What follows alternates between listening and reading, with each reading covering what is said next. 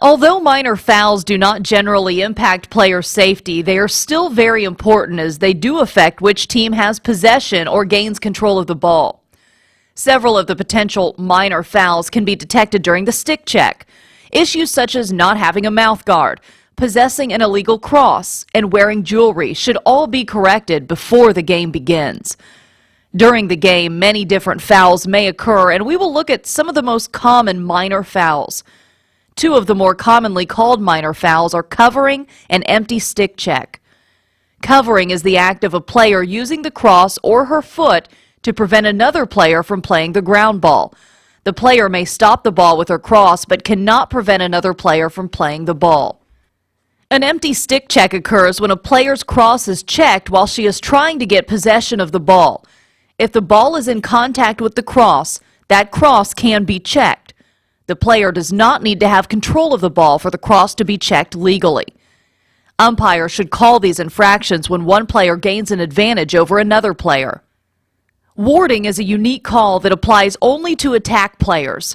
This penalty is called when the player with the ball uses her arm or elbow in a manner that cannot be confused with her normal running motion to prevent an opponent from attempting a check.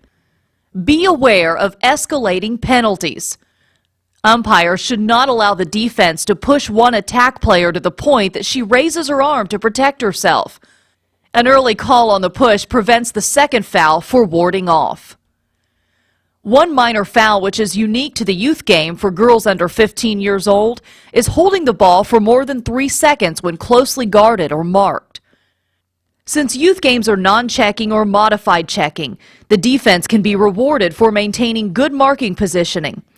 If the defensive player establishes good enough position to make a legal check, if full checking were allowed, and can maintain this position for 3 seconds, then the offense must turn the ball over to the defender. To make this call, the umpire must be in a position to see the defender, how she is positioned, and whether or not the offensive player's cross is checkable.